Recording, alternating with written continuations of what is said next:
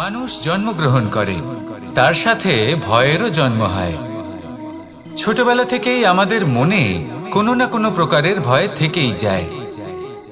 কেউ এই বিষয়ে ভয় পায় যে তার কোনো বস্তু তার থেকে দূরে চলে যাবে, কেউ এই বিষয়ে ভয় পায় যে আমি নিজেকে হারিয়ে ফেলব, কেউ এই ভেবে ভয় পায় যে আমার প্রিয়জনেরা তারা যেন আমার থেকে দূরে না চলে যায়, কেউ এই ভেবে ভয় পায় যে আমরা যেন পথ না হারিয়ে ফেলি, আদি ইত্যাদি। কিন্তু সত্যি কথা বলতে ভেবে দেখুন, এই ভয় বাস্তবে কি? শুধুই একটা মনস্থিতি, আর কিছুই নয়। যা কিছু আপনি জীবনে পেয়েছেন তা একদিন আপনাকে হারাতে হবে। এই জীবন হলো আপনারই, কিন্তু তাও একদিন সমাপ্ত হবে। তাই ভয় পেয়ে কি লাভ? এই ভয় শুধু আপনাকে জীবন যাপন করা থেকে বাধা দিচ্ছে, আর কিচ্ছু নয়। পথ হারিয়ে ফেললেই বুঝতে পারবেন যে নতুন পথ কিভাবে বানাতে হয়। কিছু মানুষকে জীবন থেকে হারালে তবেই আপনি বুঝবেন যে আপনার আপনজনকে। এই ভয়ের কারণে ভীত হয়ে থাকবেন না। এই তারা নক্ষত্র অন্ধকারের অভাবে গুরুত্ব হারায়। শিবকেও মহাদেব হওয়ার জন্য বিষপান করতে হয়েছিল। প্রত্যেক পরিস্থিতি, প্রত্যেক সাফল্য আপনার পরীক্ষা নেবে, তাতে উত্তীর্ণ হওয়া হলো আপনার কর্ম। যখনই আপনি ভয় পাবেন বা সংকটের সম্মুখীন হবেন, তখন সাহসের সাথে তার সম্মুখীন হন। মনে রাখবেন, যে সম্মুখীন হতে জানে সাফল্য তার সাথে সবসময় থাকে। আসুন আর আমার সাথে ভালোবেসে বলুন, রাধা রাধা। সাফল্যের বাস্তব অর্থ কি? নিজের লক্ষ্যে দৃষ্টিবদ্ধ হয়ে থাকা, প্রতিদিন তার জন্য কর্ম করা, দৃঢ় নিষ্ঠার সাথে উত্থান পতনের সামনে এগোতে থাকা, আর নিজের লক্ষ্য প্রাপ্ত করা, এটাই কি সাফল্য? যদি আপনার কোনো বস্তু লাভ করতে হয়, কোনো শক্তি লাভ করতে হয় বা কোনো স্থান লাভ করতে হয়, তাহলে তার জন্য এসব ঠিক আছে, কিন্তু বাস্তবে সাফল্য এটা নয়। আপনার কাছে থাকা কোনো বস্তু, শক্তি বা স্থান আপনি কিভাবে ব্যবহার করবেন তা আপনার উপর নির্ভরশীল। যদি তার সঠিক ব্যবহার আপনাকে করতে হয়, তাহলে উচিত সময় এবং উচিত স্থানে আপনাকে থাকতেই হবে। একে নিয়তিও বলা হয়। এবার ধরুন, এমন কোনো গ্রন্থ আছে যা জ্ঞানের দ্বারা ভরপুর, এমন জ্ঞান যার দ্বারা জীবন বদলে দেওয়া সম্ভব। এবার এই গ্রন্থ যদি এমন কোনো ব্যক্তির হাতে পৌঁছয় যিনি নিরক্ষর, তিনি কি এই গ্রন্থের সদ্ব্যবহার করতে পারবেন? কখনোই নয়। সেই জ্ঞান দিয়ে নিজের আচরণ পাল্টাতে পারবেন? কখনোই নয়। সেরকমই ধরুন, কোনো ব্যক্তি যার কাছে একটা অস্ত্র আছে, যার দ্বারা উনি শত্রুকে শেষ করে দিতে পারেন, কিন্তু সেই ব্যক্তি হলেন একজন কাপুরুষ।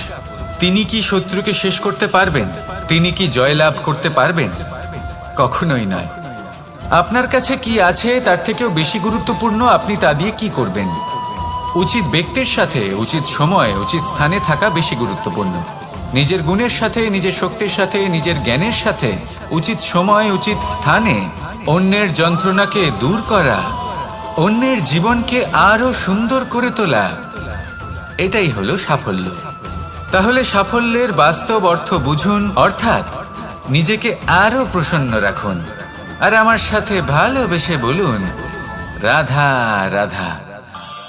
বুদ্ধি আর বিবেকের পার্থক্য কোথায় তা নিয়ে এই সংসার অনেক কিছুই ভাবে। কিছু মানুষ ভাবেন যে এই দুই হলো একই, কিন্তু যদি সত্যি কথা বলি তাহলে এই দুইয়ের মধ্যে একটা অমূল্য পার্থক্য আছে। আর তা হলো এটা যে বুদ্ধির সম্পর্ক হলো মস্তিষ্কের সাথে, আর বিবেকের সম্পর্ক হলো হৃদয়ের সাথে। যে কোনো বুদ্ধিমান মানুষ কি করেন?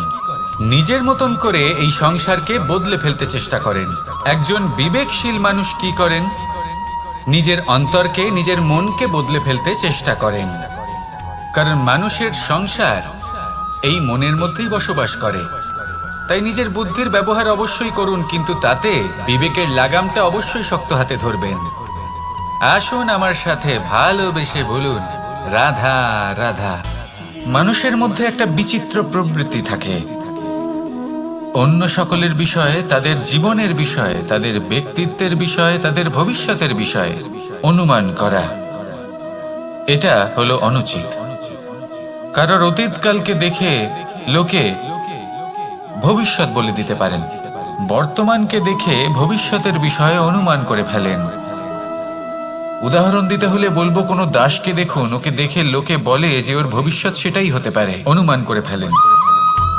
আর এই রাজাকে দেখুন, উনি তো কত সুখী হবেন, উনি তো জগতের সব থেকে অধিক সুখী মানুষ, কত সুখ সুবিধা আছে ওনার কাছে, ধারণা করে ফেলেন।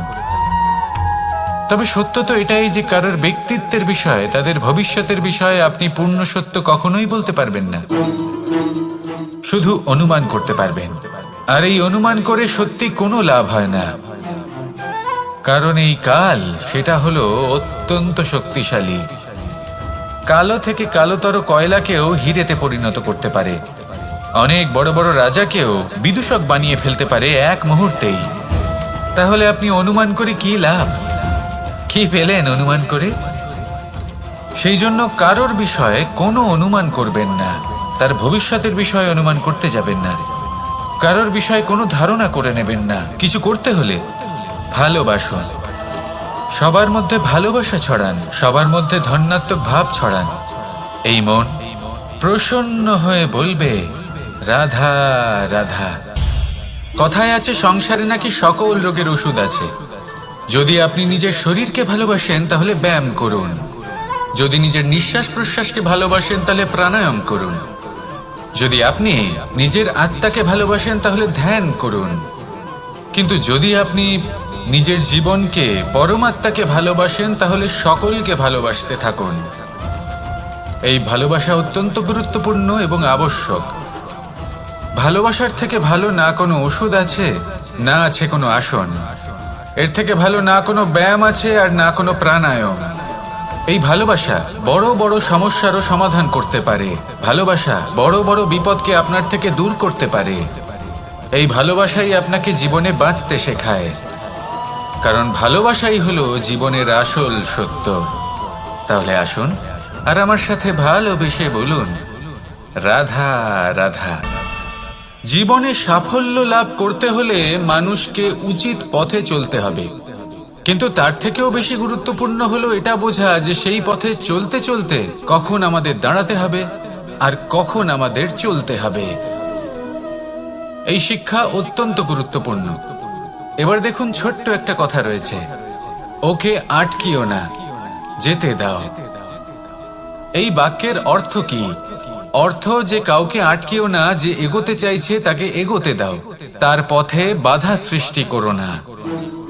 এবার এই ছোট কথাতে এক অনুচিত স্থানে আমি দাঁড়িয়ে পড়ি। আটকাও, যেতে দিও না। এবার এর অর্থ কি হলো? যে এই ব্যক্তিকে আটকাও, তাকে জীবনে এগোতে দিও না, এর পথে বাধা সৃষ্টি করো। এবার এই ছোট কথাতে অনুচিত স্থানে যদি আমি আটকে যাই, তবে ভাবো কত পার্থক্য হলো। এই শিক্ষা কতটা গুরুত্বপূর্ণ সেটা শিখুন, আর এই শিক্ষা আমাদের জীবনে কতটা গুরুত্বপূর্ণ হতে পারে সেইটা বুঝুন।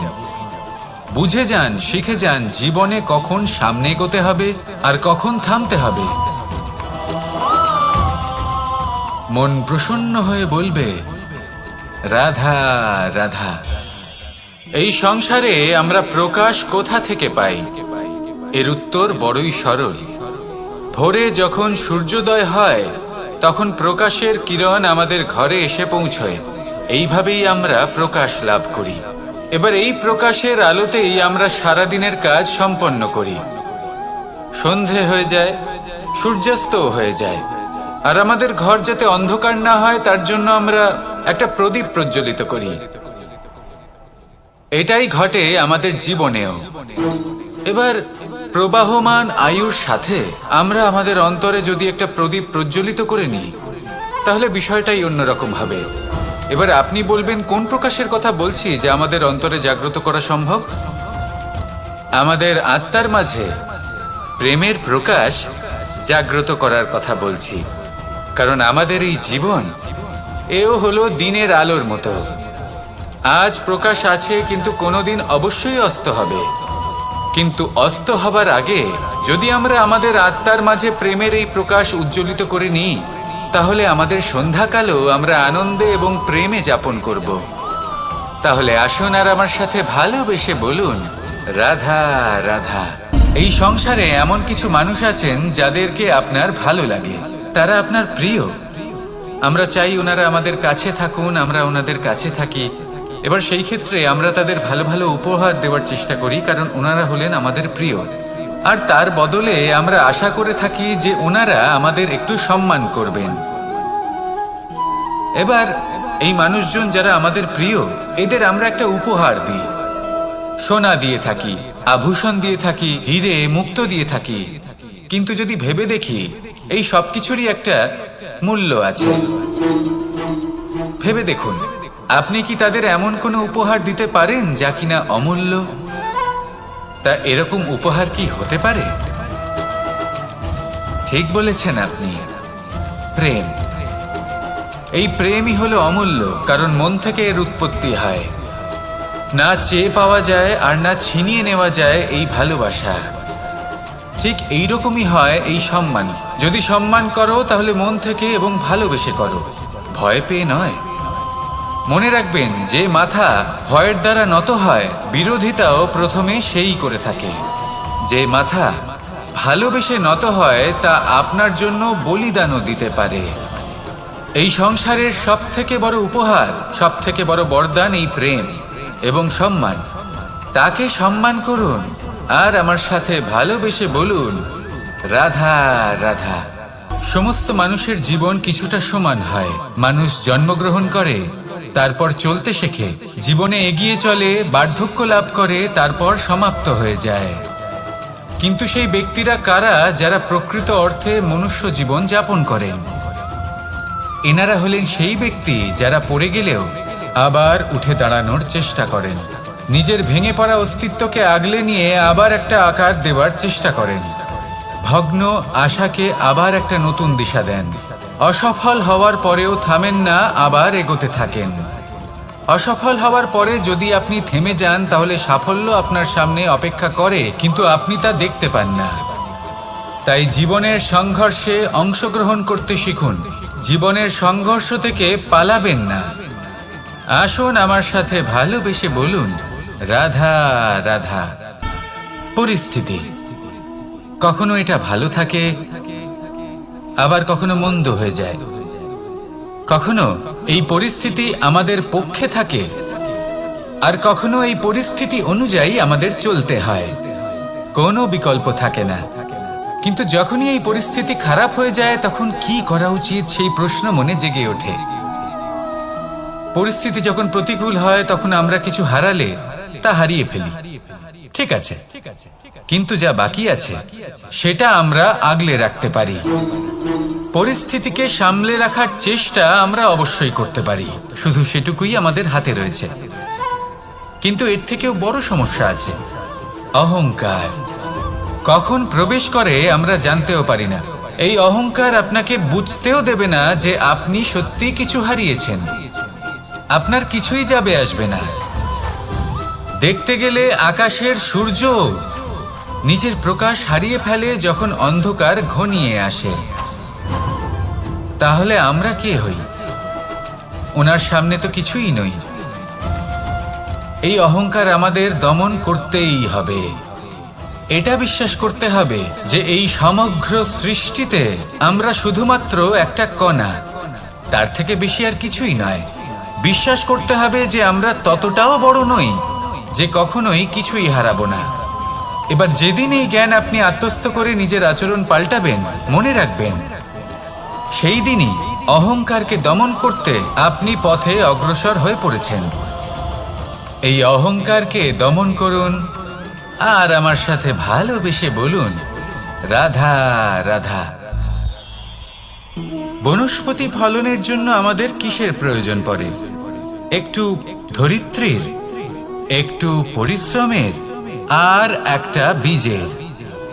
এবার যদি মানুষের কথা বলি, তাহলে এখানে ধরিত্রী হলো মানুষের এই জীবন, যেখানে মানুষ নিজের ইচ্ছের ফল ফুল ফলন করতে চায়।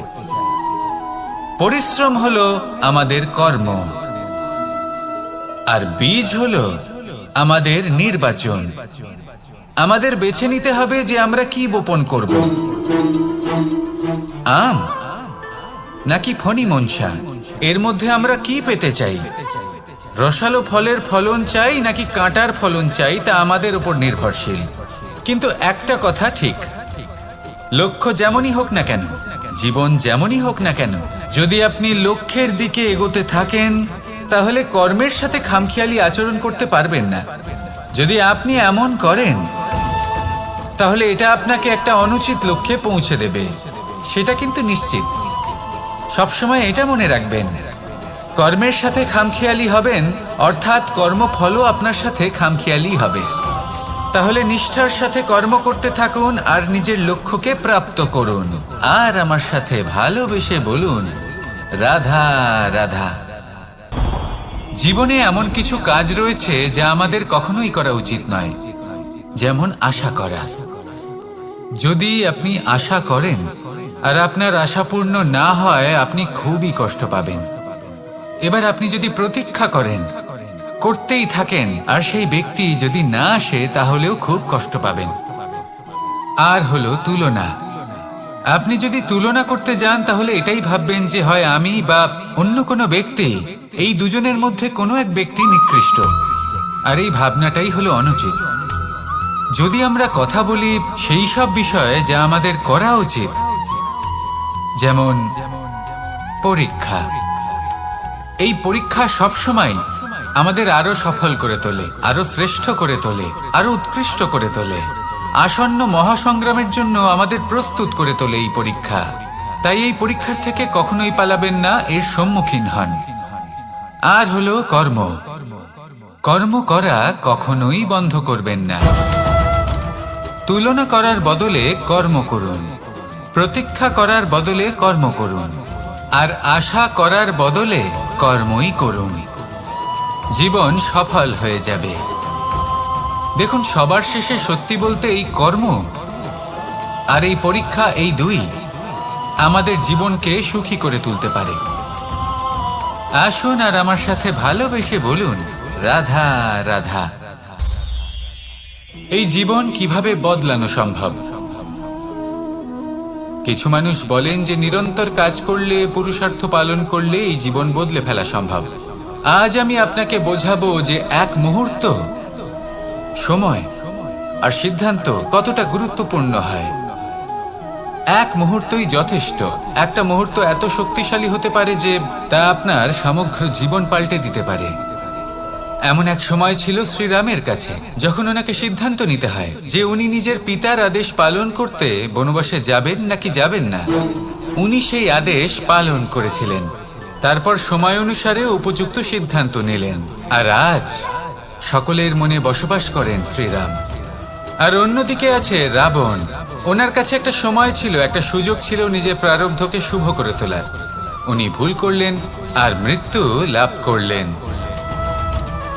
নির্বাচন সবসময় আপনার হাতে, শুধু আপনাকে সময়কে বুঝতে হবে, সেই মুহূর্তকে বুঝতে হবে আর উচিত সিদ্ধান্ত নিতে হবে, ব্যাস। বুঝতে শিখুন এই সময়ের দাবি কি, বুঝতে শিখুন এই সময়ের ইচ্ছে কি, আর উচিত সিদ্ধান্ত নিন। আর আমার সাথে ভালোবেসে বলুন, রাধা রাধা। মানুষের শরীর থেকে যা কিছু নির্গত হয় সবই পচনশীল, তা থেকে দুর্গন্ধ বেরোয়, একটা ঘৃণাবোধ জন্ম নেয়। আমাদের রক্ত হোক, অবশিষ্ট হোক, ঘাম হোক, নিঃশ্বাস হোক, আবার এমনকি যখন আমরা মনুষ্য শরীর ত্যাগ করি তারপরেও এই শরীরেও পচন ধরে, তার থেকে দুর্গন্ধ বেরোয়। কিন্তু বিষয়টা হলো এটা আমাদের হাতেই নেই। তাহলে আমাদের হাতে কি রয়েছে? আমাদের কর্ম, আমাদের উদ্দেশ্য আর আমাদের বাণী। যদি এইগুলো শুভ রাখেন তাহলে শুধু নিজে সুগন্ধিত থাকবেন না, এই সমগ্র সংসারকে সুগন্ধিত করে তুলবেন। কথায় আছে যে বাণীর থেকে অধিক মূল্যবান আর কিছুই নেই। সেই জন্য যে কোনো কথা বলার আগে নিজের শব্দকে নিজের মনের তুলাদণ্ডে মেপে দেখুন, তারপরে তার প্রয়োগ করুন। কখনো কখনো এমনও হতে পারে যে আপনার কথা কারোর জীবনে আশীর্বাদ হয়ে দাঁড়ালো, যার দ্বারা হয়তো সে শক্তি এবং প্রসন্নতা লাভ করলো। আবার এমনও হতে পারে যে আপনার কথা হয়তো কারোর মনে এমন আঘাত দিল, সে সেই আঘাত কোনোদিনও ভুলতে পারল না। আসুন আমার সাথে ভালোবেসে বলুন, রাধা রাধা। ইচ্ছে এবং চেষ্টা, এই দুই মানুষের মধ্যে আছে, কিন্তু এই দুইয়ের মধ্যে সামঞ্জস্য থাকা খুব প্রয়োজন। আপনার যা ইচ্ছে সেটা পূর্ণ করার জন্য চেষ্টার প্রয়োজন তো অবশ্যই। আপনি যে স্বপ্ন দেখেন সেটা পূর্ণ করার জন্য নিদ্রা ত্যাগ করে চেষ্টা করা অত্যন্ত প্রয়োজনীয়, নয়তো এই স্বপ্ন কখনোই পূর্ণ হবে না। যদি আপনি কোনো প্রশ্নের উত্তর চান তাহলেও আপনাকে চেষ্টা করতেই হবে। জীবনে যদি সামনে এগোতে হয় তাহলে পাকে কষ্ট দিয়ে সামনে এগোতে হবে, চেষ্টা অবশ্যই করতে হবে। যদি আপনি চেষ্টা না করেন, পরিশ্রম না করেন, তাহলে এই সংসার আপনাকে পেছনে ফেলে সামনে এগিয়ে যাবে।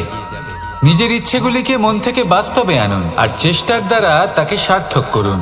এই মন প্রসন্ন হয়ে বলবে, রাধা রাধা। জীবনে কখনো সাফল্য আসে, আবার কখনো অসফলতা, কখনো আশা পাওয়া যায়, কখনো নিরাশা, কখনো জয় লাভ করি, আবার কখনো পরাজয়।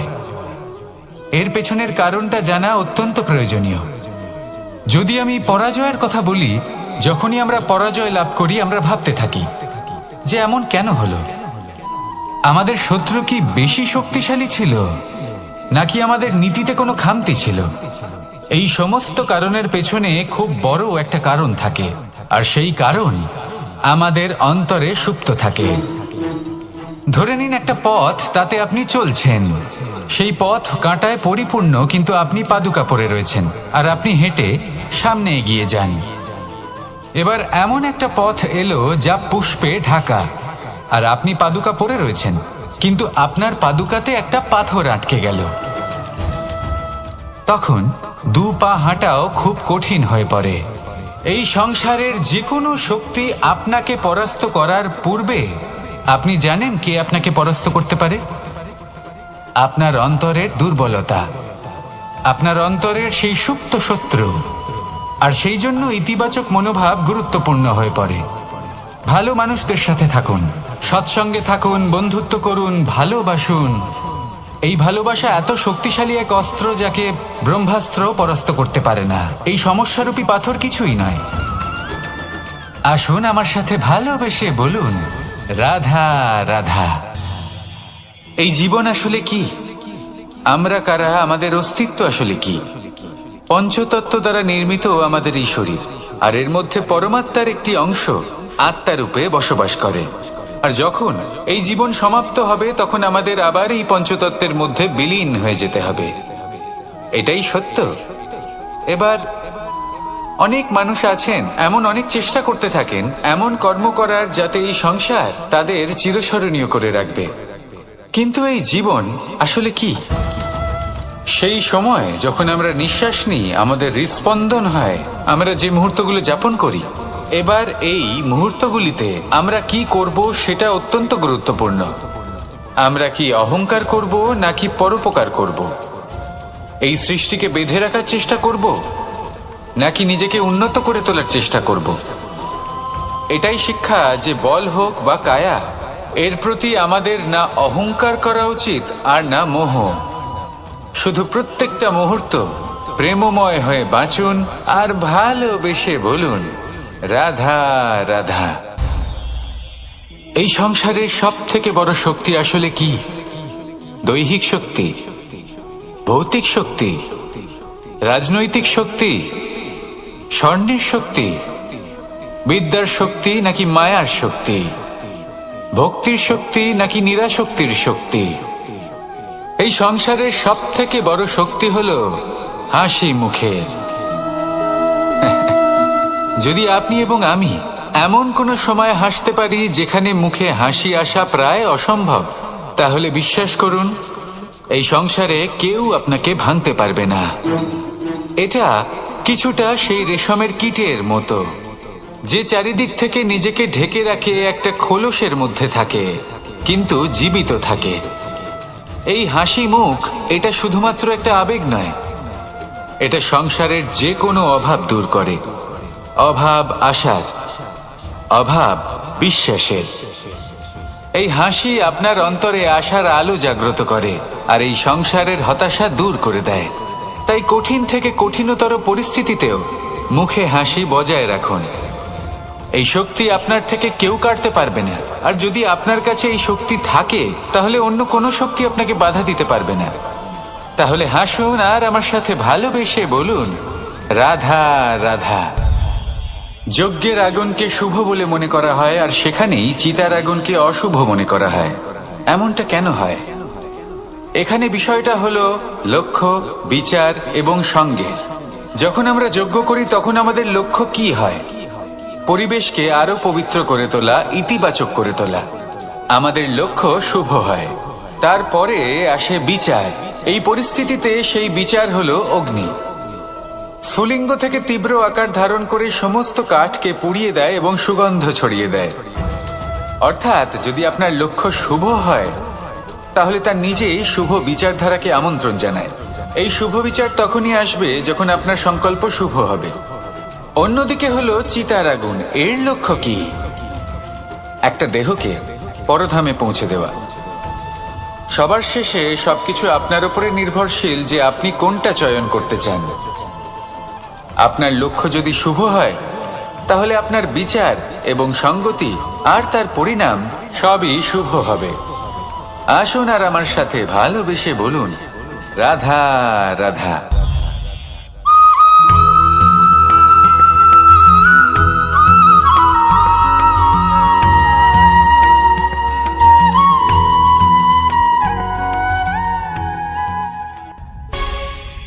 আভূষণ। কার না ভালো লাগে এই আভূষণ? আমরা পরিশ্রম করি, ধন অর্জন করি আর আভূষণ কিনে থাকি, কখনো নিজের জন্য, কখনো বা তাদের জন্য যাকে আমরা ভালোবাসি, বা তাদের জন্য যাকে আমরা সম্মান করি। হয়তো সেই জন্যই সীতা চূড়ামণি ধারণ করেছিলেন এবং আমি সামন্তকমণি। কিন্তু এটাই কি সেই প্রকৃত আভূষণ যা আপনার মূল্য বৃদ্ধি করে? না। শ্রীরামের আভূষণ হলো ওনার নম্র ভদ্র ব্যবহার। মাতা সীতার আভূষণ হলো ওনার সততা, ওনার নিষ্ঠা, ওনার ত্যাগ। অর্জুনের আভূষণ ছিল ওনার একাগ্রতা। রাধার আভূষণ ওনার প্রেম। এই আভূষণ কোথাও নেই, আপনার মনে আছে। যদি আপনার মনে মিষ্টতা থাকে, তা শান্ত হয়, তাতে সততা থাকে, নিষ্ঠা থাকে এবং প্রেম থাকে, তাহলে আপনার অন্য আর কোনো আভূষণের কোনো প্রয়োজন নেই। আপনি যতই ভিড়ের মাঝে থাকুন, আপনার ঔজ্জ্বল্য চোখে পড়বে। আসুন আর আমার সাথে ভালোবেসে বলুন, রাধা রাধা। এই সংসারের সবথেকে বড় সত্যি হলো জন্ম এবং মৃত্যু। কিন্তু আরো বড় একটা সত্য আছে, মিত্র এবং শত্রু, যা আমাদের সকলের জীবনে থাকে। মিত্র সে যে আমাদের সঙ্গ দেয় এবং সংসারের সবথেকে উঁচু শিখরে আমাদের নিয়ে যায়, এবং শত্রু সে যে যে কোনো মুহূর্তে যে কোনো শিখর থেকে আমাদের নিচে ফেলে দিতে পারে। এবার বিচিত্র ব্যাপার হলো এটাই যে আমরা নিজেরাই এদের সাথে নিয়ে চলি, নিজেরাই এদের পালন করি। তা কি করে? প্রথমে বুঝুন এই মিত্র এবং শত্রু কারা। আপনার নিজের মন, আর কেউ নয়। এই মনই হলো মিত্র। যখন তাতে ভারসাম্য বজায় থাকে, তা নিয়ন্ত্রিত থাকে, তা পবিত্র হয়। কিন্তু যদি এই মন অনিয়ন্ত্রিত হয়ে পড়ে, যদি আপনাকে সে নিয়ন্ত্রণ করতে শুরু করে, তখন সেই আপনার সবথেকে বড় শত্রু হয়। সেই জন্য এই মনের ওপর নিয়ন্ত্রণ রাখতে শিখুন, এতে ভারসাম্য বজায় রাখতে শিখুন। তাহলে আপনি এমন এক বন্ধুকে পাবেন যে আপনাকে এই সংসারের শিখরে পৌঁছে দেবে। আসুন আমার সাথে ভালোবেসে বলুন, রাধা রাধা।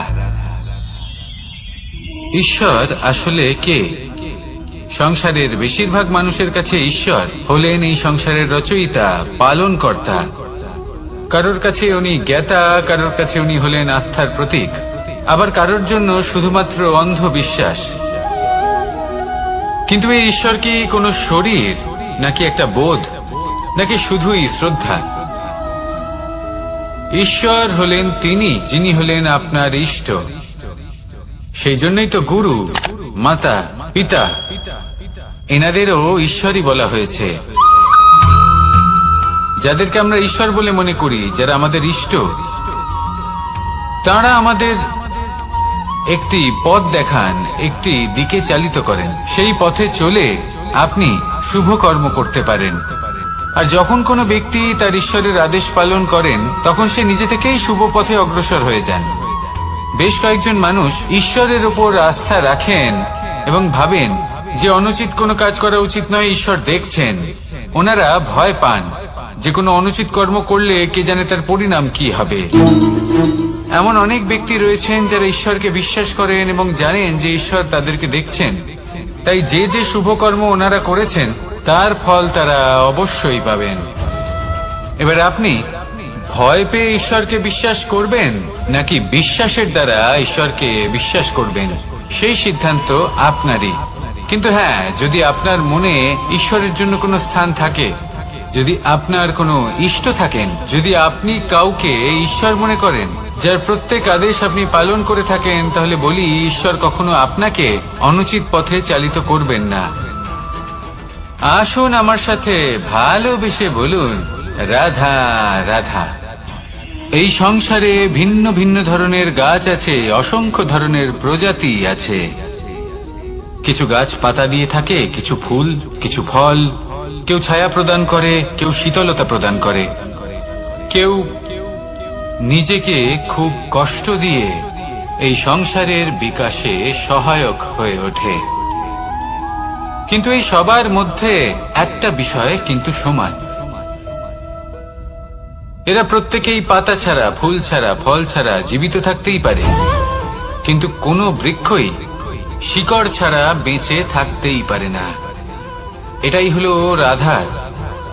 ঠিক সেইভাবেই আমাদের জীবনে শক্তি হোক, ধন হোক বা সাফল্য হোক, আমাদের বা আমাদের পরিবারের প্রসন্নতাই হোক, এই সব কিছুর আধার হলো, সবকিছুর মূল হলো পরিশ্রম। তাই জীবনে চিরকাল পরিশ্রম করতে থাকুন। যদি আপনি জীবনে মহান হবার পথে অগ্রসর হতে চান, তাহলে পরিশ্রম করুন। এই পরিশ্রম দ্বারাই নিজের পরিবারকে প্রসন্ন করুন, নিজের বন্ধুদের প্রসন্ন করুন, এই সমাজকে গর্বিত করুন। আসুন আমার সাথে ভালোবেসে বলুন, রাধা রাধা। এই সংসারের সব থেকে বড় রোগ কোনটা? কেউ বলবে মানসিক রোগ, কেউ বলবে সেই রোগ যা সর্পদংশনের ফলে হয়ে থাকে। এই সংসারে ভিন্ন ভিন্ন ধরনের রোগ আছে এবং তার সাথে ভিন্ন ভিন্ন ধরনের যন্ত্রণাও রয়েছে। এমন একটা রোগ আছে যা চোখে দেখা যায় না, যা আপনার শরীরে কোনো দাগ রেখে যায় না, কিন্তু আপনার আত্মাকে পর্যন্ত ক্ষত বিক্ষত করে, অসুস্থ করে তোলে, বিনাশ করে দেয় আপনাকে এবং তার সাথে আপনার আত্মাকেও। এই অসুখের নাম হলো লালসা। লালসা, যে কর্ম সাধন করেছেন তার থেকে বেশি ফল লাভ করার আশা। লালসা, যা আজ আছে তার থেকে অনেক বেশি লাভ করার ইচ্ছে। এই ইচ্ছে এই সংসারে সবার থেকে এগিয়ে থাকার আপনাকে প্রেরণা যোগাবে, কিন্তু তার জন্য আপনাকে অপরাধযোগ্য কাজ করতে উৎসাহিত করবে। আপনার বন্ধু, আপনার আত্মীয়, আপনার পরিবার, এই সবার থেকে আপনি কখন দূরে চলে যাবেন আপনি বুঝতেই পারবেন না। উচিত অনুচিত কোনটা, ধর্ম অধর্ম কোনটা, সব ভুলে যাবেন আপনি। সেই জন্য মনে রাখবেন, নিজের জীবনে যদি আপনি লালসার থেকে নিজেকে দূরে রাখতে পারেন, তাহলে এর অর্থ হলো যে আপনি এই সংসারের সব থেকে বড় অসুখের ওপর বিজয় লাভ করেছেন। আসুন আমার সাথে ভালোবেসে বলুন, রাধা রাধা। এই সাগর কত বিশাল আকার, কখনো শান্ত কখনো উত্তাল, কিন্তু এই সাগরকে এত মহান কে করে তুলল? জল। এবার এই জলের যাত্রা দেখুন, সেটা কতটা কঠিন। এই জল সাগরে থাকে, সূর্য ওকে এতটা উত্তপ্ত করে তোলে যে এই জল নিজের অস্তিত্ব হারিয়ে ফেলে এবং বাষ্পে পরিণত হয়ে হাওয়ায় মিলিয়ে যায়। তারপরে আকাশে যায় আর নিজের অস্তিত্ব আবার হারিয়ে ফেলে, মেঘে পরিণত হয়। তারপর এই মেঘ কোথাও গিয়ে কোনো পর্বতে ধাক্কা খায়, তারপর আবার এই জল নিজের অস্তিত্ব হারায়। তারপরে বর্ষার রূপ ধারণ করে তা বর্ষিত হয়, বা কোনো পর্বতের চূড়ায় তার শিখরে বরফের রূপ ধারণ করে। তারপরেই বর্ষা মাটির দিকে নিজের যাত্রা শুরু করে। এবার মাটিতে ঝরে পড়া এই বর্ষা স্রোতের আকার ধারণ করে এবং আস্তে আস্তে বইতে থাকে। এই নদীর আকার ধারণ করে এবং নদী রূপে বইতে বইতে পাথরে ধাক্কা খায় বা কোনো পর্বতে ধাক্কা খায়, আর তারপর এই নদী এসে সাগরে সমাহিত হয়ে যায়। নদীর এই জল আবারও নিজের অস্তিত্ব হারিয়ে ফেলে, কিন্তু এইবার সেই জল নিজেই সাগরে পরিণত হয়। এটা আমাদের সকলের জন্য একটা শিক্ষা যে এই সংসারে জীবন এবং সময়ের হলো এক অনন্ত যাত্রা। এই সংসারে যা কিছু আছে তার সূত্রপাত কোথাও একটা হবেই। সেই জন্য মৃত্যু এবং সমাপ্তির চিন্তা ত্যাগ করে দিন, আর যে সূত্রপাত আপনি লাভ করছেন তার আনন্দ উপভোগ করুন। ভেবে দেখুন আপনি কিভাবে শ্রেষ্ঠ কর্ম করতে পারেন যাতে এই সংসার এবং এই সমাজ এই দুইয়ের মঙ্গল সম্ভব। আসুন আমার সাথে ভালোবেসে বলুন, রাধা রাধা। মাকড়সার জাল দেখতে পাচ্ছেন? মাকড়সারা ভীষণ পরিশ্রম করে এটা তৈরি করে। নিজের শরীরের রস দিয়ে এই জাল বোনে। আপনি কি এটার উদ্দেশ্য জানেন? আসলে মাকড়সা এই জালে ছোট কীটপতঙ্গ ধরে তাদেরকে খাদ্যরূপে গ্রহণ করে। কিন্তু আপনি কি এই কথা জানেন যে একদিন মাকড়সা নিজেই নিজের জালে জড়িয়ে মৃত্যুবরণ করে থাকে? বলুন, কি করেন আপনি এই জাল দেখতে পেলে? দেখতে পেলেই মুছে ফেলেন এর অস্তিত্ব, তাই না? তেমনি অন্যদিকে পাখির বাসা। পাখিরাও ভীষণ পরিশ্রম করে এটা তৈরি করে। কিন্তু যদি পাখি একদিন এটা ছেড়ে চলে যায়, তাহলেও লোকে এটা নষ্ট করে দেয় না। কারণটা কি? এর কারণ হলো এর নির্মাণ জীবন সঞ্চারের জন্য করা হয়েছিল, নষ্ট করার জন্য নয়। তাই মনে রাখবেন, জীবনে আপনার পরিশ্রম যতই বেশি হোক না কেন, যদি আপনার লক্ষ্য শুভ না হয়, তাহলে আপনারও বিনাশ নিশ্চিত। তাই সৃজন করতেই থাকুন আর মুগ্ধ হয়ে বলুন, রাধা রাধা।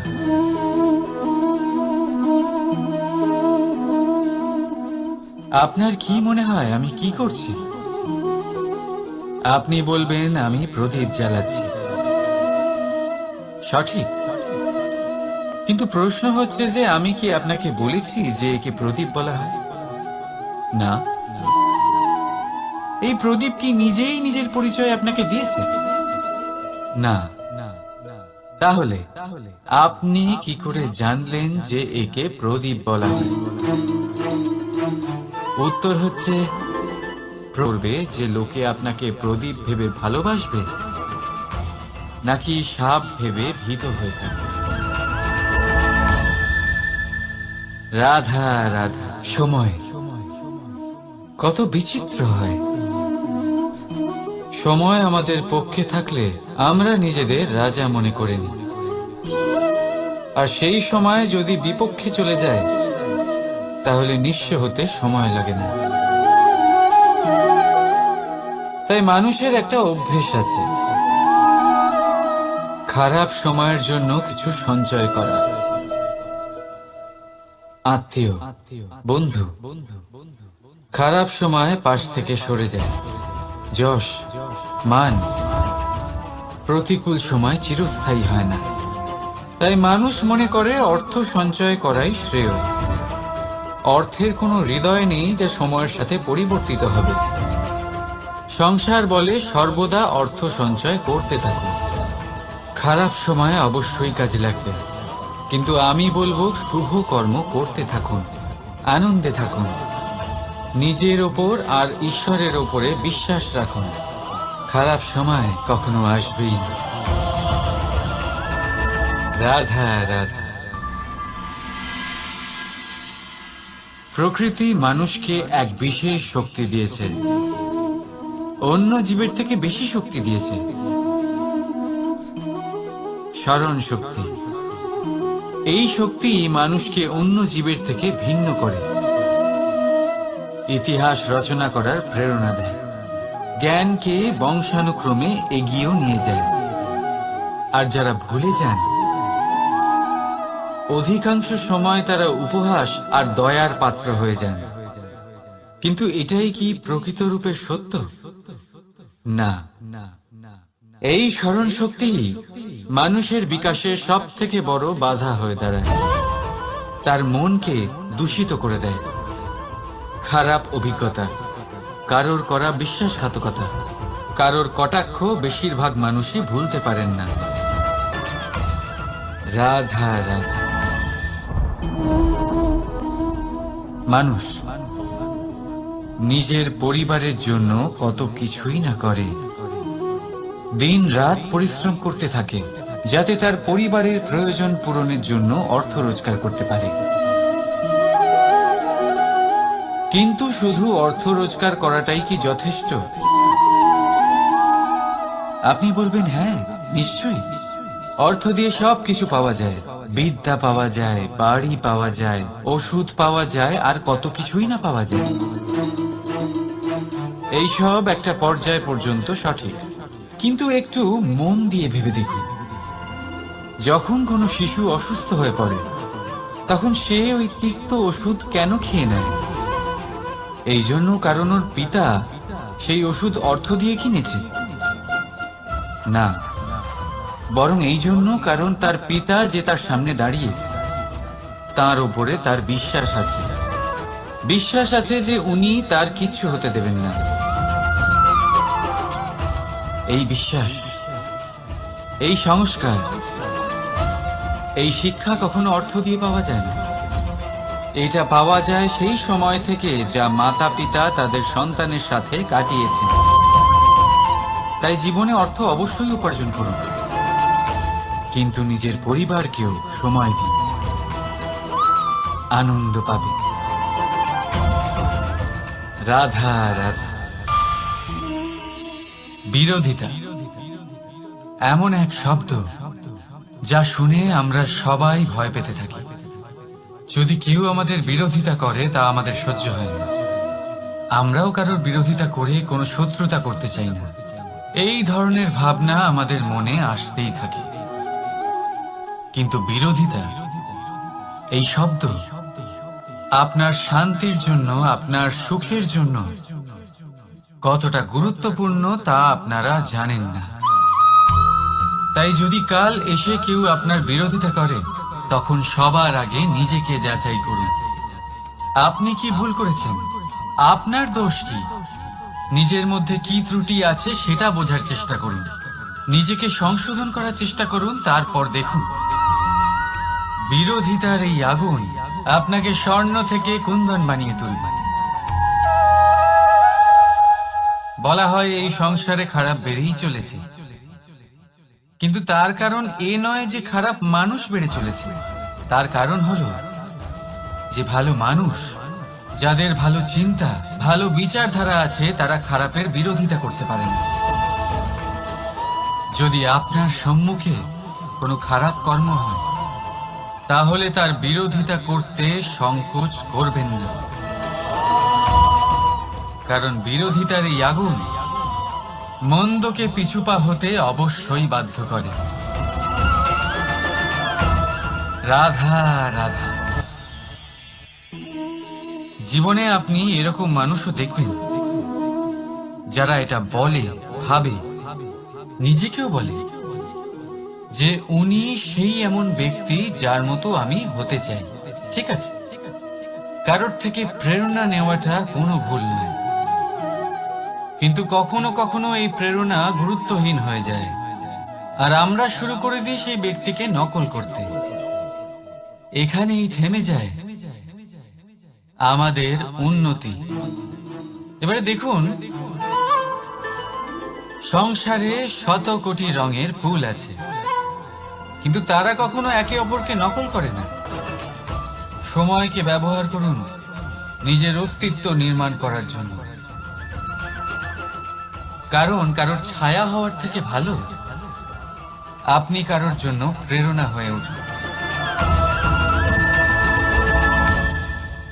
রাধা রাধা। আমরা সকলে পাথুরে রাস্তা এড়িয়ে চলি, কারণ এই পথের পাথর আমাদের যাত্রা আরো কঠিন করে তোলে, আমাদের পা আহত করে দেয়। কিন্তু একটা গুরুত্বপূর্ণ কথা আমরা ভুলেই যাই, এই কঠিন পথই না শুধু আমাদেরকে নিজেদের দুর্বলতার সাথে পরিচয় করায়, বরং আমাদের শক্ত হওয়ার প্রেরণাও দিতে থাকে। সময়ের সাথে ঠিক এমনটাই হতে থাকে। সবাই ভালো সময়ের অপেক্ষা করতে থাকেন, ভালো সময়ের জন্য পরিশ্রম করেন, তার জন্যই চিন্তা করেন, কিন্তু ভুলে যান যে ভালো সময় বহুবার আমাদের বিবেক নষ্ট করে দেয়। সেখানেই খারাপ সময় আমাদের বুদ্ধিকে সঠিক পথে চালিত করে। রাধা রাধা। ঘোড়াকে যতই প্রশিক্ষণ প্রদান করুন, তার মুখে লাগাম তো পরাতেই হবে। একজন ভালো চালক সেই ঘোড়ার লাগাম মাঝে মাঝে টেনে ধরে, তাকে সঠিক পথে চালিত করতে, যাতে সেই ঘোড়া দিকভ্রান্ত না হয়। এবার একটু ভাবুন, ঠিক এরকমই হয় আমাদের মন। যদি এটা বিবেকের লাগাম দিয়ে মাঝে মাঝে আমরা টেনে না ধরি, তাহলে আমাদের এই মন দিকভ্রান্ত হতে পারে। আর যদি আপনি আপনার লক্ষ্যে পৌঁছতে চান, তখন মনের এই লাগাম মাঝে মাঝে আপনাকে অবশ্যই টেনে ধরতে হবে, কারণ বিবেকের এই পথ প্রদর্শনই আপনাকে ভালোভাবে আপনার লক্ষ্যে পৌঁছে দেবে। মনে রাখবেন, আর আমার সাথে ভালোবেসে বলবেন, রাধা রাধা। আপনি কখনো জাঁতা কল দেখেছেন? তাতে গম পেশা হয়। গমকে এমন ভাবে পেশা হয় যাতে আমরা তা খেতে পারি, জীবিত থাকতে পারি। আর যদি আপনি মন দিয়ে দেখেন, তাহলে কলের নিচের অংশ কখনো ঘোরে না, শুধুমাত্র উপরের অংশই ঘোরে। আর তবেই তা গম পিষতে পারে, আর তবেই রুটি তৈরি হতে পারে। কিন্তু ভেবে দেখুন, যদি কলের দুটো অংশই ঘুরতে থাকে, তাহলে কি হবে? তা গম পেশার বদলে একে অপরকে পিষে নিজেদের অস্তিত্ব শেষ করে দেবে। তাই জীবনে কোনো কাজ যখন মন আর মস্তিষ্ক মিশিয়ে করা হয়, তখনই তা সম্পন্ন হয়। কিন্তু যখন বিষয় হলো ভক্তির, তখন মস্তিষ্কের যুক্তির মৌন থাকা প্রয়োজন। আর যখন বিষয় হলো কর্ম আর ন্যায়, তখন মনের আবেগের মৌন থাকা প্রয়োজন। তাই মন আর মস্তিষ্কের এই সম্মিলনে সতর্ক থাকবেন। একসাথে অবশ্যই চলবে, কিন্তু একে অপরের বাধা যেন না হয়ে দাঁড়ায়। রাধা রাধা। আমি একটা এমন শব্দ যার অনেকগুলি মানে হয়, যার আসল অর্থ হল অহং। যদি আপনি কথা বলেন সৃষ্টির নির্মাণ নিয়ে, তাহলে আমি ব্রহ্মদেব হয়ে সৃষ্টির নির্মাণ করবে।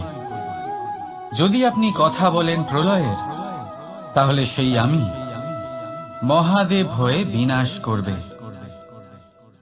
এই আমি সঙ্গতিপূর্ণ, কিন্তু শুধু ততক্ষণ যতক্ষণ আপনি এটা সবার সাথে ভাগ করছেন। কিন্তু আমরা বহুবার এর মানে বুঝতে পারি না। এই অহংকে সীমিত করে দিই একটা ব্যক্তি অবধি, শুধু নিজে। আর তখনই জেগে ওঠে অহংকার, যাতে প্রাধান্য পায় শুধুমাত্র আমি, আমরা নয়। আর একজন ব্যক্তি একা না উৎপাদন করতে পারে আর না করতে পারে সৃজন। এবারে দেখুন, বৃষ্টির এক ফোঁটা, তারও অস্তিত্ব আছে, কিন্তু তা ধরিত্রীতে পড়লেই সমাপ্ত হয়ে যায়। কিন্তু যখন ফোঁটাগুলি একসাথে পড়ে, তখন শুরু হয় বর্ষা, আর তখনই তৈরি হয় ধারা। রাধা রাধা। বলুন, কি দেখতে পাচ্ছেন আপনি? আমার হাতের এই সাদা বস্ত্র, নাকি এতে লেগে থাকা এই কালো দাগ? এবারে সত্যি কথা বলতে কি, আপনার নজর সবার আগে এই কালো দাগের উপরে গেছে। ঠিক আছে, এমনই তো হয়। ভীষণ কম মানুষ থাকেন যারা ভাবেন কোনো ব্যক্তি ভীষণ পরিশ্রম করে এই বস্ত্র ধুয়েছেন, এটা শুকিয়েছেন। বেশিরভাগ মানুষের নজর যায় এই দাগের উপরে, ভাবেন যে এটা কি করে লাগলো। কিছুটা এরকমই হয় আমাদের ব্যক্তিত্বের সাথে। আমাদের শুভ কর্মের ওপরে আমাদের একটা খারাপ কর্ম ভারী মনে হয়। এবারে ভাবুন, যদি আমি চন্দ্রের কথা বলি, তাহলে তার শীতল আলো দেখার পূর্বে তার কলঙ্ক লক্ষ্য করেন, সেই চাঁদে লেগে থাকা কালো দাগ দেখে নেন। সেই জন্যই বিশেষ করে যারা শুধুমাত্র শুভ চিন্তা করেন আর উপকারী কর্ম যারা করেন, তাদের আমি বলবো সাবধানে থাকবেন। কারণ আপনার একটা খারাপ কর্ম চিরকালের জন্য উদাহরণ হয়ে দাঁড়াবে। রাধা রাধা। সাফল্য। যদি আপনাকে জীবনে সাফল্য পেতে হয়, তাহলে আপনি একাধিক মানুষ পাবেন যারা একাধিক উপায় বলবে আপনাকে সাফল্য পাওয়ার। দীর্ঘ সময় ধরে পরিশ্রম, চেষ্টা, নির্ধারণ, নিষ্ঠা এই বিষয়ে ভাষণ দিতে থাকবেন। একাধিক রকমের উদাহরণ আপনার সামনে তুলে ধরবেন। কিন্তু আমার এটা মনে হয়, আমরা কেন সেই বিষয়ে কথা বলি না যা মানুষকে অসফল করে তোলে? শুধু দুটো ব্যাপার অসফল হওয়া নিশ্চিত করে। শুধু দুই ধরনের মানুষ বেশিরভাগ অসফল হন। প্রথম তারা যারা ভাবে অনেক কিছু কিন্তু কিছুই করে না, আর দ্বিতীয় তারা যারা অনেক কিছু করতে থাকে কিন্তু ভাবনা চিন্তা না করে। ভাবনা আর কর্ম, এদের মাঝে সামঞ্জস্য রাখা খুব জরুরি। যদি এটা থাকে, তাহলে জীবনে কখনো অসফল হবেন না। রাধা রাধা। আপনি অনেককে এই কথা নিশ্চয়ই বলতে শুনেছেন, এই ব্যক্তির দৃষ্টিতে দম্ভ আছে, এই ব্যক্তির চোখের ওপর অহংকারের পর্দা পড়ে আছে, ইত্যাদি ইত্যাদি। চলুন, আমি আপনাকে একটা প্রশ্ন করছি। আপনি দেখেন কি দিয়ে? দৃষ্টি দিয়ে নাকি দৃষ্টিভঙ্গির সাহায্যে? ভাবুন। চিন্তায় পড়ে গেলেন নিশ্চয় পরিচয়ের সাথে সাক্ষাৎ করেন। উদাহরণ হিসেবে চন্দ্র। চন্দ্র আমরা সবাই দেখেছি। বহু মানুষ আছেন যাদের চন্দ্র অত্যন্ত সুন্দর লাগে। পাথরকে ভগবান ভেবে পুজো করবেন নাকি ভগবানকে পাথর ভেবে পরিত্যাগ করবেন, সিদ্ধান্ত আপনার। কিন্তু এই সিদ্ধান্ত নির্ভর করে আপনার দৃষ্টিভঙ্গির ওপর। তাই নিজের দৃষ্টিভঙ্গি শুভ রাখুন, নিজের দৃষ্টিভঙ্গিতে ভালোবাসা রাখুন, আর আনন্দে বলুন রাধা রাধা।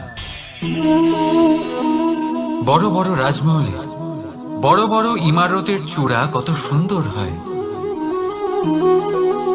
কিন্তু আপনি কি কখনো এই বিষয়ে ভেবেছেন যে এই সুন্দর চূড়ায় পৌঁছতে গেলে আপনাকে পৃথিবীতে পা ফেলতেই হবে?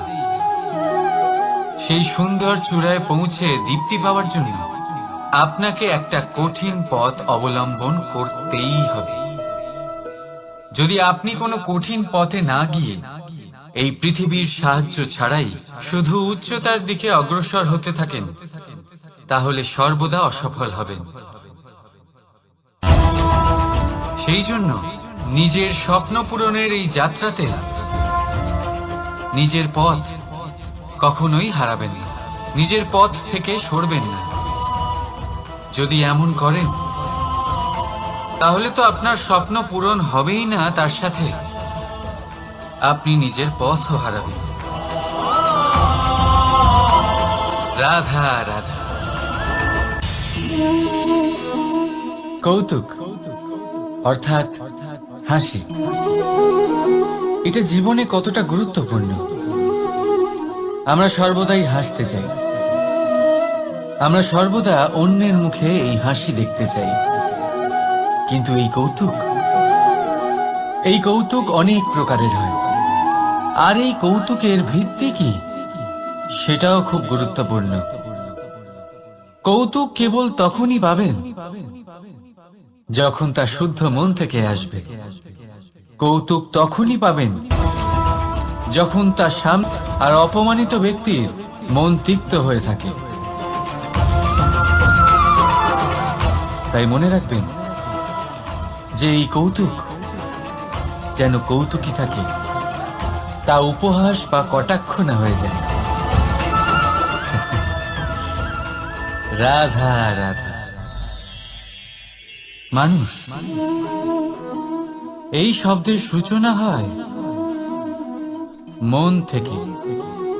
আর সেই জন্যই হয়তো আমাদের এই মন এতটা গুরুত্বপূর্ণ।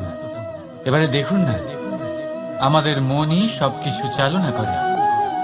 মনই সেই যে কল্পনা করে, মনই সেই যা কল্পনাকে বাস্তবে পরিণত করার জন্য পরিশ্রম করতে আমাদের প্রেরণা যোগায়। মনই সেই যা লোভের জালে জড়িয়ে পড়ে। মনই সেই যা অভিমানের পর্দা দিয়ে ঢেকে যায়। আর এই মনই সেই যা আপনাকে বিনাশের দিকে টেনে নিয়ে যেতে পারে। কিন্তু যদি তা পরোপকার করার ইন্ধন পায়, তাহলে এমন কোনো মহান কাজ নেই যা আপনি করতে পারবেন না। কিন্তু এই মন কি? এটা বোঝানো যায় দুটো শব্দের মাধ্যমে, দুটো সহজ শব্দ। প্রথম, একজন কুশল সেবক। দ্বিতীয়, একজন সংকট প্রবণ মালিক। যদি আপনার এই মন আপনার নিয়ন্ত্রণে থাকে, তাহলে সে হলো আপনার সেবক। তাই আপনার অস্তিত্ব আছে। কিন্তু যদি আপনার মন আপনার কর্মের উপরে নিয়ন্ত্রণ করে, তাহলে এই মন আপনার মালিক। আর তখন আপনার বিনাশ নিশ্চিত। তাই নিজের এই মনকে নিয়ন্ত্রণে রাখুন, কিন্তু ভালোবেসে। আসুন আমার সাথে আনন্দে বলুন, রাধা রাধা। এই সূঁচ দেখতে পাচ্ছেন আপনি? এটা শুদ্ধ লোহা দিয়ে তৈরি। বস্ত্র সেলাই করার কাজে লাগে, অস্ত্রোপচারে কাজে লাগে। কিন্তু আপনি কি কখনো ভেবে দেখেছেন এই সূঁচ কিভাবে তৈরি হয়? লোহার এক বড় অংশকে পিটিয়ে পিটিয়ে টেনে টেনে তাকে পাতলা বানানো হয়। এরপরেই আমরা পেয়ে থাকি সূঁচ। ভাবুন, যদি লোহার টুকরোতে অনর্গল প্রহার করার ফলে একটা লোহার টুকরো সূঁচে পরিণত হয়, তাহলে আমাদের জীবনে অনর্গল চেষ্টা করার ফলে জীবনের সমস্ত অংশকে আমরা কত প্রভাবশালী কাজে পরিণত করতে পারি। শুধু প্রয়োজন দৃঢ় নিশ্চয়তা। তাহলে আসুন আমার সাথে ভালোবেসে বলুন, রাধা রাধা। বিশ্বাস, জীবনে বিশ্বাস কতটা গুরুত্বপূর্ণ। একজন স্ত্রী তার স্বামীর হাত ধরে যে কোনো জায়গায় যেতে পারেন। এর কারণ হলো বিশ্বাস। তার নিজের স্বামীর ওপরে বিশ্বাস আছে। যখন একজন মা তার ছোট বাচ্চাকে কোলে তুলে হাওয়ায় ওঠায়, তখন সেই বাচ্চা ভয়ভীত হয়ে যায় না। তার কারণ হলো বিশ্বাস। তার বিশ্বাস আছে যে তার মা তার কিচ্ছু হতে দেবে না। এক বৈদ্যের দেওয়া ঔষধ সন্তান কিছু না বুঝে শুনেই খেয়ে ফেলে।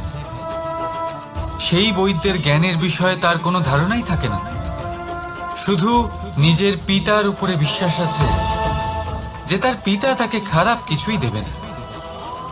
যখন এই সংসারের প্রতিটা বন্ধন বিশ্বাসের উপরে দাঁড়িয়ে আছে, তাহলে কেন এই বিশ্বাসকে আমরা জীবনে আনতে পারি না? আপনি নিজেই দেখুন, এই বিশ্বাস নিজের জীবনে এনে দেখুন, সবকিছু আরো সুন্দর হয়ে যাবে। তাই ভালোবেসে বলুন, রাধা রাধা।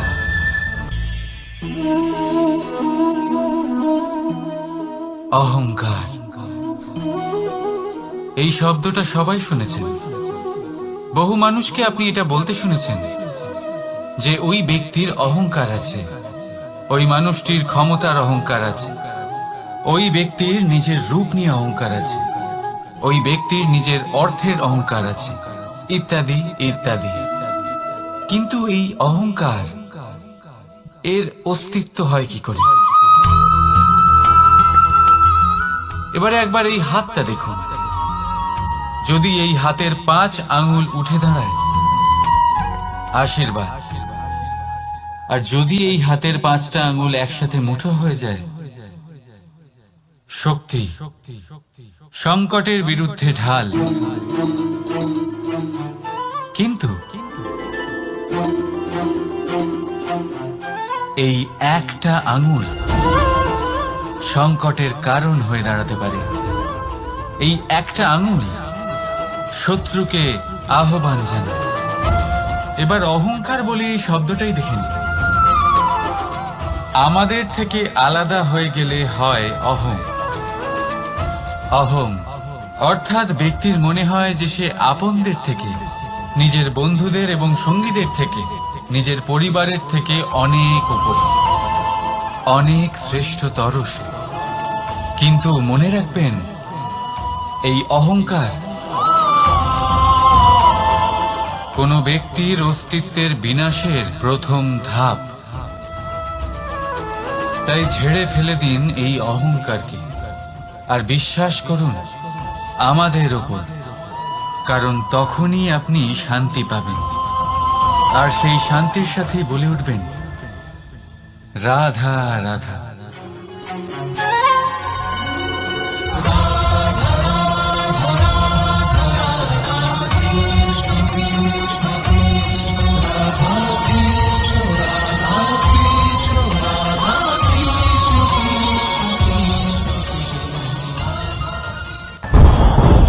ওমা, এ কি? আমি কখন থেকে এখানে অপেক্ষা করছি, হাত পেতে দাঁড়িয়ে রয়েছি যাতে একটা ফল আমার হাতে এসে পড়ে এবং সেটা আমি খেতে পারি। কখন থেকে অপেক্ষা করছি, কিন্তু সেটা হচ্ছেই না। এবার আপনি বলবেন যে এসব কি বলছি, এ কি অদ্ভুত কথা বলছি। যদি ফল খেতে হয় তাহলে আমাকে বৃক্ষে চড়তে হবে, ফলের কাছে পৌঁছতে হবে, তবেই তো ফল পাবো।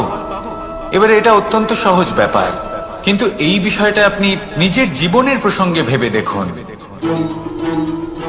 লক্ষ্য কোথায় আছে আপনি জানেন, সেই লক্ষ্যে পৌঁছানোর পথ কি সেটাও আপনি জানেন, সেই পথে চলার ক্ষমতাও আপনার রয়েছে, কিন্তু তাও আপনি নিজের লক্ষ্য লাভ করতে পারছেন না। কেন? কারণ আপনি অপেক্ষা করছেন যে লক্ষ্য আপনার সামনে চলে আসবে, কিন্তু তা হয় না। লক্ষ্য সে যাই হোক না কেন, ধন হোক, প্রেম হোক, কোনো সম্মান হোক বা মোক্ষ হোক, যদি আপনি তার দিকে অগ্রসর না হন, তাহলে ফল প্রাপ্তি অসম্ভব ব্যাপার, তা কোনোদিনই হবে না। সেই জন্য আপনার চোখের সামনে আপনি যদি নিজের লক্ষ্যকে দেখতে পান, তাহলে উঠুন এবং সেই দিকে অগ্রসর হতে শুরু করুন। নিজের অন্তরের সকল অশুভ গুণ দূর করুন, অলসতা ত্যাগ করুন, অজ্ঞানতা ত্যাগ করে দিন এবং চলতে থাকুন। অবশ্যই মনোবাঞ্ছিত ফল লাভ করতে পারবেন। মনে রাখবেন, চলতে থাকলে তবেই লক্ষ্য প্রাপ্তি হবে। অপেক্ষার দ্বারা শুধুমাত্র মৃত্যু লাভ হবে। আসুন আমার সাথে ভালোবেসে বলুন, রাধা রাধা। পাখি কখন জন্ম নেয়, কখন উড়তে শেখে, কখন বাসা বানাতে শেখে, কখন নিজের মৃত্যু লাভ করে, এসব আমাদের মধ্যে কেউ জানি না। কিন্তু পাখি একটা কথা খুব ভালো করে জানে, যে এই সংসারে ও যা কিছুই করুক না কেন, এই সংসারে ওকে নিয়ে কিচ্ছু যায় আসে না। এবার আমরা কি করি? কোনো কাজ করার আগে আমরা এটা ভাবি যে এই সংসার যদি আমাকে দেখে ফেলে তাহলে কে জানে এই সংসার কি ভাববে, আমার প্রতিচ্ছবি কেমন তৈরি হবে কে জানে, কে জানে কি হবে আদি ইত্যাদি। এই সব ভাবনায় আমরা মগ্ন হয়ে যাই। কিছুটা এমন ভাবে মগ্ন হই যে বর্তমানের কর্মের এই জীবনের যাত্রাপথে সেই সময়ের আনন্দ উপভোগ করতে ভুলে যাই। এবার দেখুন একটা পাখি কি করে, ওর কর্ম হলো গান গেয়ে চলা। ওই পাখি গেয়ে চলে, কেউ ওর গান শুনুক বা না শুনুক, কেউ আদৌ শুনছে কিনা সেই বিষয়টা নিয়ে সেই পাখির কিছুই যায় আসে না। সেই পাখি নিজের কর্ম করতে থাকে। হয়তো সেই জন্যই আপনি কখনো কোনো পাখিকে কাঁদতে দেখবেন না। এরকমই আপনাকে নিজেকে গড়ে তুলতে হবে। প্রথমে নিজেকে জিজ্ঞেস করুন, এই যে কর্ম আমি করতে চলেছি সেটা কি উচিত? যদি আপনার মনে হয় সেটা উচিত, তাহলে সেটা প্রমাণ করুন। এটা ভাববেন না যে এই সংসার কি ভাববে। আসুন আর আমার সাথে ভালোবেসে বলুন, রাধা। বনের মধ্যে যদি আপনি কোনো বিষাক্ত সাপ দেখেন তাহলে কি করবেন? আপনি তখনই তার থেকে দূরে পালাতে চেষ্টা করবেন। আর এটা কেন করবেন? নিজের রক্ষার্থে।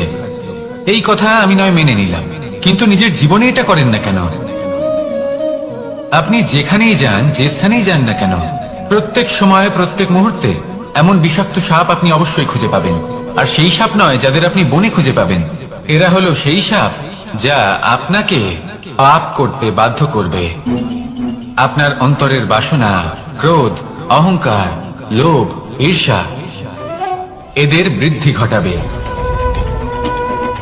দেখুন, বনের এই সাপ আপনাকে একবার ছেড়ে দিতেও পারে, ছোবল নাও মারতে পারে, কিন্তু এই যে পাপরূপী সাপ আছে তা অবশ্যই ছোবল মারবে। কর্ম যদি করেন তাহলে অবশ্যই ফল পাবেন। সেই জন্য যখনই কোথাও যাবেন, যদি এমন কাউকে দেখেন, যদি এমন কিছু দেখেন যে আপনাকে পাপ করতে বাধ্য করছে, তাহলে সেই মুহূর্তে সেখান থেকে পালিয়ে যান। যেমন বনের সাপ দেখে আপনি পালাতে থাকেন। সৎকর্মের রক্ষা অত্যন্ত আবশ্যক। আসুন আর আমার সাথে ভালোবেসে বলুন, রাধা রাধা। যদি কোনো সিংহ বানরের মতো গাছে চড়তে চেষ্টা করে তাহলে কি হবে? একটা মাছ যদি মাটিতে হাঁটতে চেষ্টা করে তাহলে কি হবে? তারা বিফলই হবে। কিন্তু এরকম কেন হয়? তার কারণ হলো প্রকৃতির রচনা কিছুটা এরকম। এখানে প্রত্যেকটি ব্যক্তিকে, প্রত্যেকটি প্রাণীকে আলাদা আলাদা গুণের অধিকারী করা হয়েছে এবং সকলকে একটা সীমাও প্রদান করা হয়েছে। এবার এই যে বৃক্ষ, পশু, পাখি, এদের মধ্যে সেই ক্ষমতাই নেই যে এরা নিজেদের যাচাই করতে পারবে, নিজেদের সীমাগুলো বুঝতে পারবে, নিজেদের সদ্গুণগুলো চিনতে পারবে। এরা সেটা করতে পারবে না। কিন্তু মানুষ তো আলাদা। মানুষের কাছে সেই বিশেষ শক্তি আছে যে তারা পূর্ণরূপে নিজেদের যাচাই করতে পারবে, নিজেকে পূর্ণরূপে বুঝতে পারবে, নিজের দোষ, নিজের অপগুণ, নিজের সদ্গুণ, নিজেদের সীমাগুলো তারা বুঝতে পারবে। আর এটা অত্যন্ত গুরুত্বপূর্ণ। কথায় আছে যে যদি সাফল্য লাভ করতে হয় তাহলে নিজেকে যাচাই করে নিতে হবে। তাই নিজেকে যাচাই করুন, নিজের সাথে পরিচিত হয়ে যান এবং জীবনে কর্ম করতে থাকুন। সাফল্যের শিখরে অবশ্যই পৌঁছে যাবেন। আর ওখানে যদি যান তাহলে এই মন প্রসন্ন হয়ে অবশ্যই বলবে, রাধা রাধা। অন্ধকারাচ্ছন্ন রাত্রি যদি এসে থাকে তাহলে আলোকিত প্রকাশ নিয়ে সূর্যও অবশ্যই আসে। রোগ যদি এসে থাকে তাহলে তার ওষুধও অবশ্যই আসে। সমস্যা যদি আসে তাহলে সেই সমস্যার সমাধানও নিজে থেকেই আমাদের কাছে চলেই আসে। এই সংসার, এই জীবনের শুধুমাত্র একটাই নিয়ম আছে, আর তা হলো এটাই, এই সংসার হলো একটা চক্রের মতো। এতে শাশ্বত বলে কিছু নেই, নিত্য বলে কিছু নেই। আর যা কিছুই রয়েছে সব বদলাতে চলেছে। যদি আপনার জীবনে দুঃখ থাকে, সমস্যা থাকে, যদি আপনি বিপদ দ্বারা আচ্ছন্ন, তাহলে মনে রাখবেন সবকিছু বদলে যেতে চলেছে। দুঃখের সময় কাঁদবেন না, মনকে আরো দুঃখী করে তুলবেন না, কারণ এখানে যা কিছুই এসেছে তা যাওয়ার জন্যই এসেছে। তাহলে এত চিন্তা কিসের? আনন্দ সহকারে জীবন যাপন করুন আর আমার সাথে ভালোবেসে বলুন, রাধা রাধা। রাত্রিবেলায় যখন আলোকিত জোনাকিদের দেখেন তখন মন প্রসন্ন হয়ে ওঠে। এদের দেখতে খুবই সুন্দর লাগে। আর এমন ঠিক কেন হয়? প্রথম হলো এটাই যে রাতের বেলায় চতুর্দিক অন্ধকারাচ্ছন্ন থাকে। এমত অবস্থায় যদি আমরা কোথাও একটু প্রকাশ দেখি তাহলে সেটাই আশার কিরণের ন্যায় মনে হয়। সেই প্রকাশই আমাদের মন প্রসন্ন করে তোলে। আর সেই জন্য যে সকল মানুষ রাতের বেলায় কোনো জোনাকি দেখতে পান তারা প্রসন্ন হয়ে যান। এবার কখনো কখনো জীবনে আমাদের মনে হয় যে চতুর্দিকে শুধুমাত্র অন্ধকারই হয়ে আছে। প্রত্যেকেরই তা কখনো মনে হয়। আর তখনই আমাদের নিরাশ হলে চলবে না, আমাদের দুঃখী হলে চলবে না। সেই সময় আমাদের খুঁজতে হবে নিজেদের আশেপাশে, চতুর্দিকে আর কোথাও না কোথাও আমরা প্রকাশ অবশ্যই দেখতে পাবো। আশার একটা কিরণ অবশ্যই দেখতে পাবো। কেউ এমন একটা কর্ম করেন যেটা দেখে আমরা প্রেরিত হয়ে যাই। আর এমন কোন কর্ম যদি আপনারা করেন তাহলে সেই কর্ম আপনার মনকে প্রসন্ন ভাব, আনন্দ এবং ভালোবাসা দ্বারা ভরিয়ে তুলবে। আপনার অন্তরে সেই অন্ধকারের অন্ত করবে, দুঃখেরও অন্ত করবে। আর এই মন প্রসন্ন ভাব নিয়ে বলবে, রাধা রাধা। মনুষ্য জীবনের সব থেকে বেশি গুরুত্বপূর্ণ বিষয় হল মনের একাগ্রতা। এই সংসারের যে কটি মহান কার্য সম্পাদন হয়েছে তা হল মনের এই একাগ্রতার একমাত্র ফল।